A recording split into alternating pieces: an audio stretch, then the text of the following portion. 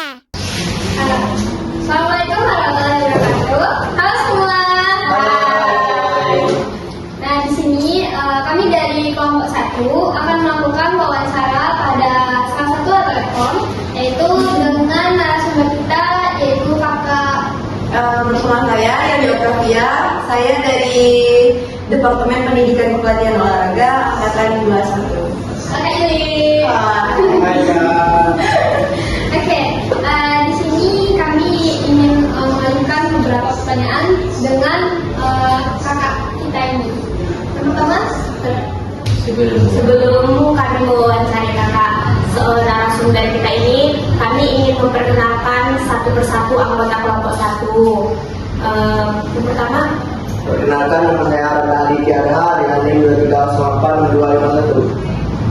Perkenalkan, nama saya Muhammad Haikal dengan NIM 2308-367. saya Dio Uhak dengan NIM 2308-6031. saya Tia Pandira dengan NIM 2308-6352. Saya Ipul Mahendra dengan NIM 2308-6190. Saya Andira Pusani Krishna dengan NIM 23086138. Nah, itu tadi perkenalan dari kelompok kami, yaitu kelompok 1. Langsung saja kita masuk ke pertanyaan. Baik.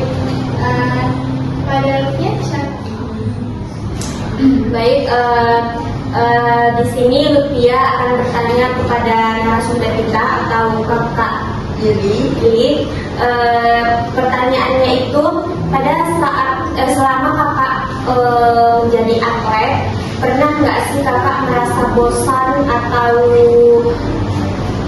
jenuh dalam melakukan latihan, atau selama melakukan pertandingan, dan bagaimana sih cara kakak mengatasi kejenuhan atau keletihan saat latihan atau selama pertandingan itu?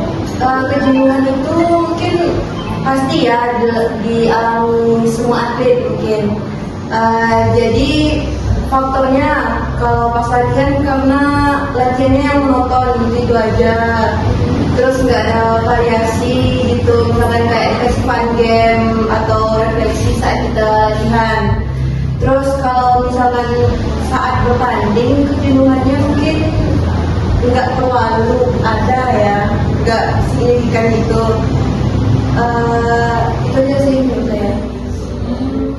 Gitu kak. Terus cara kakak mengatasi kejenuhan atau kelelahan itu bagaimana kak? Atau dengan refreshing atau dengan gadget atau gimana? Karena saya kemarin lebih sering olahraga tim, jadi cara mengatasi itu kayak misalkan kami pergi healing gitu sama-sama satu tim gitu kan, biar refreshing. Itu biasanya kak itu sebelum beberapa hari sebelum bertanding atau sudah bertanding?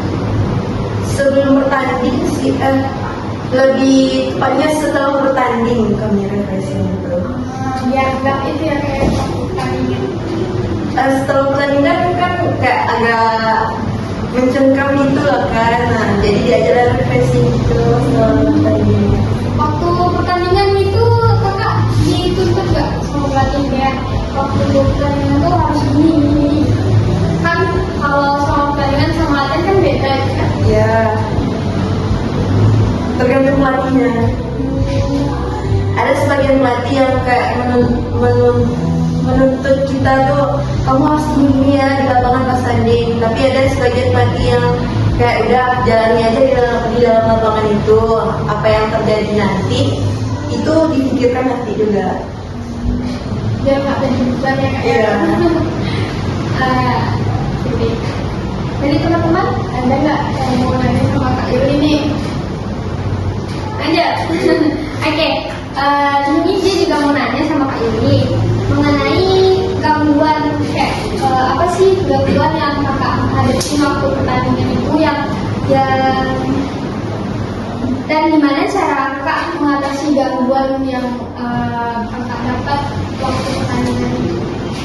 Kalau dalam pertandingan pasti ada gangguan-gangguan dari penonton gitu kan. Ya. Misalkan dari serapan penonton, saat kita bertanding itu pasti ada lawan kita yang kayak kayak apa ya, manis-manis kita kemana. Oh iya. Biar nggak fokus. Iya, sering tuh. Tapi lebih sering ke penontonnya. Benar-benar Iya. heboh gitu ya. Heboh gitu.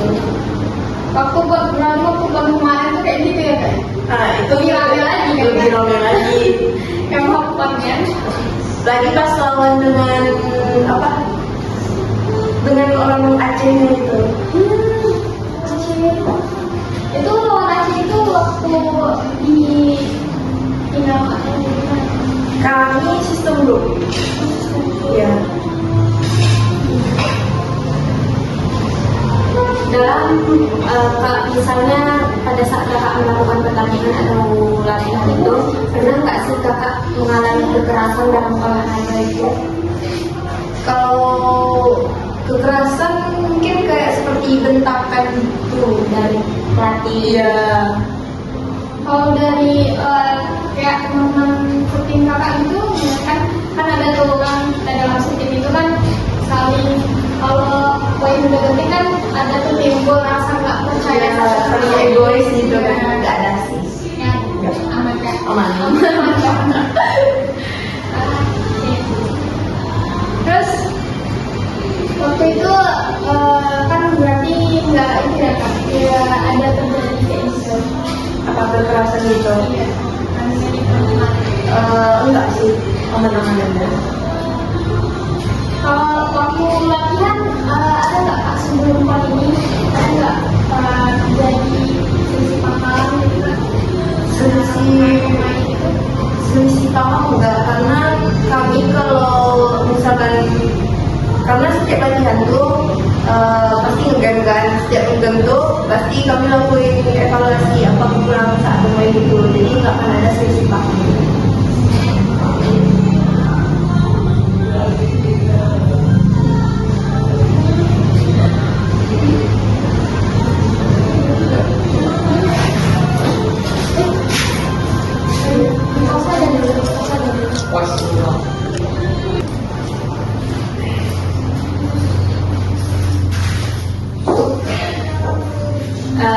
Baik kak, karena pertanyaan yang kami berikan kepada kakak sudah terjawab, selanjutnya kasih dong kak tips-tips sama kelompok satu ini agar kami juga bisa bertanding seperti kakak. Oke, tipsnya kita harus rajin latihan ya. Ya. Gak boleh ikut orang nggak latihan, kita nggak latihan. Jadi biarpun orang nggak latihan, kita tetap latihan. Kayak ada belajar sendiri. Terus apa ya? Pokoknya semangat deh untuk latihannya biar bisa. Terus cari olahraga yang masih sedikit peminatnya dan besar peluangnya ikut tanding. Oh ya, siap oke. Berarti latihannya harus konsisten ya kak? Iya. Oke. Baik. Itu tadi sedikit bincang-bincang kita dengan Kak Yeli.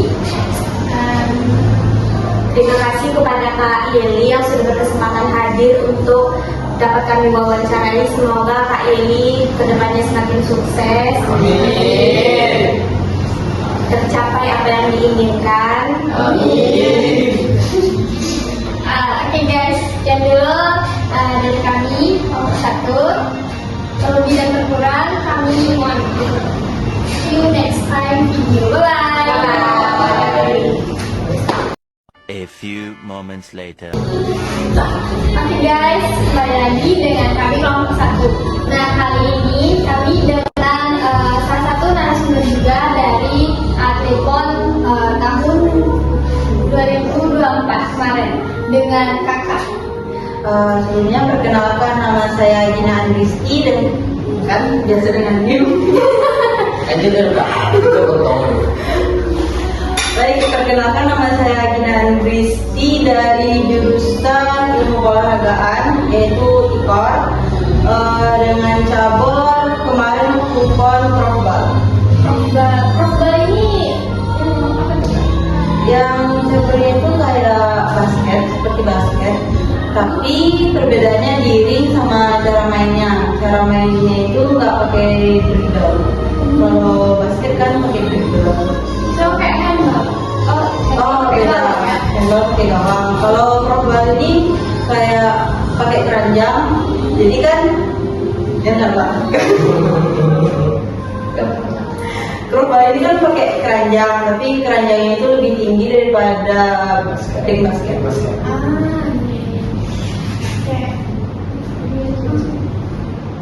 Oke, ini dia mau tanya sama kakak, apa nih yang menjadi apakah kakak ada melakukan mental training sebelum melakukan pertandingan PON kemarin? Kalau mental training kayaknya kurang, tapi tidak terlalu dipikirkan karena harus fokus ke pertandingan gitu. Jadi kayak pelatih kan katanya harus fokus, jadi ditinggalin untuk semuanya. Berarti emang fokus untuk tujuan di PON kemarin ya? Kalau Panim mau nanya sama kakak, pernah nggak sih kakak ketika kakak mengalami kecemasan, apa saja gejala-gejala yang terjadi pada saat pertandingan sebelum atau sesudah? Kalau gejala kecemasan yang terjadi itu kayak ketika fokus itu berkurang sama pergerakan itu lambat gitu, jadinya otomatis pelatih tahu ditarik keluar kayak gitu. Nanti nyampe di luar lapangan atau selesai pertandingan pasti dibilangin, kamu kenapa kamu nggak fokus lagi, aku yang merasa ini mas kamu lawannya kayak gini gitu. Gitu. Kan kalau kayak gitu kan kayak kan bisa tuh mengguncang mentalnya atlet kan. Nah terus kalau misalnya itu terjadi, gimana cara kakak itu? Nah itu kan ditarik keluar. Nah nanti kan pelatih itu bilangin, kamu nggak boleh kayak gini katanya kan, kamu tuh harus fokus sama tujuan apa yang mau kerjain. Orang tuh makan nasi, kita juga makan nasi. Orang tuh latihan, kita juga latihan. Kita persiapan. Nah dari situlah tenangin diri dulu, baru nanti masuk lagi. Dari teman? Kalau gangguan-gangguan yang pernah kakak alami pada saat melakukan pertandingan? Gangguan kayaknya itu gangguan dari lawan kan. Kalau gangguan dari lawan seperti apa ya, dia tuh kayak misalnya kita lari kalah cepat gitu, itu kita ya cemas, nggak bisa menjaga dia, kebobolan terus. Nah itu gangguan yang sering terjadi. Ada kak kemarin waktu konflik gitu kak? Ada. Pasti ada ya. Pasti. Gimana kak? Itu pertama kali kakak ikut PON? Iya. Gimana suasananya kak? Euforia gimana? Suasananya seru, dapat liburan, apalagi kan kami tempatnya di Sabang. Di ujung. Jadi seru, 2 hari bertanding, 12 hari liburan. Wih, ya tadi udah berapa liburan? Liburan itu kan ada 3 nomor 42, 41 sama 44. Jadi di hari pertama itu 2 pertandingan, di hari kedua itu 2 pertandingan, di hari 41 itu 2 hari, 42 2 hari. Kalau 44 itu sampai hari terakhir, sisanya harian. Jadi kami kan cuma ikut 1 nomor yang 41. Jadi di surat izin udah dibuatkan ya 12 hari. Enak-enak. Nah, gimana nih kak? Kasih dong kami tips dan trik biar bisa ikut PON ya. Gitu. Ke Sabang liburannya 12 hari guys. Tahun besok ke NTT-NTB. Semoga sukses ya kak ya. Tipsnya kalau untuk tips berbanyak kenalan, relasi, habis itu kayak misalnya ikut latihan, nah ada kenalan senior kan, dia latihan ini, tanyain kak boleh gabung nggak gitu. Jadi Iya, dia malu ya kak ya. nggak boleh malu. Tapi kebetulan kemarin Kak Yeye yang ngajak. Iya. Oke. Mungkin sudah cukup terjawab pertanyaan-pertanyaan yang kami ingin tanyakan kepada kakak kan. Terima kasih kepada kakak yang sudah berkesempatan hadir untuk kami wawancarai. Semoga kakak semakin sukses. Amin. Doain juga kami semoga bisa kayak kakak. Semangat. Semangat. Nah, oke guys, sekian dulu wawancara dari kelompok 1 dengan atlet-atlet PON tahun 2024 kemarin. See you next time in video. Bye. Bye. One eternity later. Assalamualaikum warahmatullahi wabarakatuh. Halo semuanya. Hai. Kembali lagi dengan kami kelompok 1.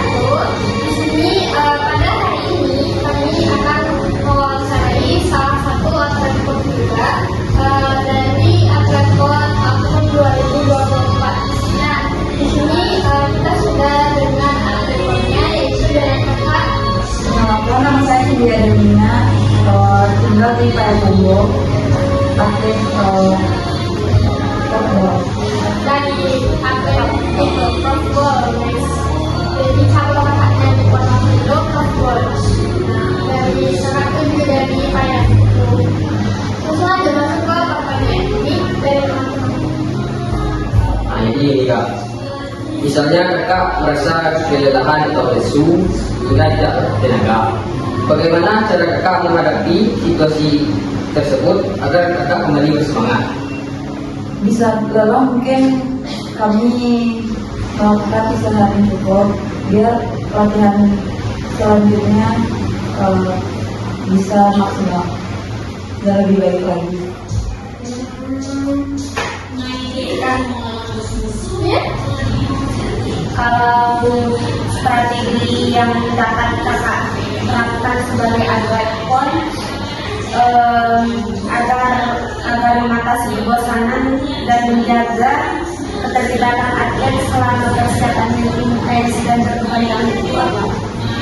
Mungkin di saat latihan kami akan melakukan banyak variasi biar kami tidak bosan kan. Terus di sela-sela waktunya kami akan mendengarkan musik yang akan membangun semangat kami lagi. Berarti kan waktu sebelum acara itu pada kakak latihannya itu berarti capek banget. Terus gimana kakak menyiasati itu biar kayak waktu capek itu lebih Mungkin dengan berbanyak mendengar musik yang kita suka. Terus ada nggak sih kak perbedaan tingkat kebosanan atlet yang baru saja mengikuti PON dan atlet yang sudah beberapa kali mengikuti PON itu? Kayaknya ada mungkin. Kalau yang baru-baru itu kan dia lebih semangat, soalnya dia baru performa kan. Kalau yang udah sering itu karena dia udah sering, jadi kayak dia biasa aja. Kalau kak gimana kak waktu PON kemarin kak? Sedikit bercerita tentang PON kemarin. Iya. Kemarin kan baru pertama kali juga ikut kontak. Sebelumnya kayak cuma kayak koplo, jadi kayak senang. Selalu kayak gitu. Jadi itu pengalaman pertama kakak di PON. Namanya?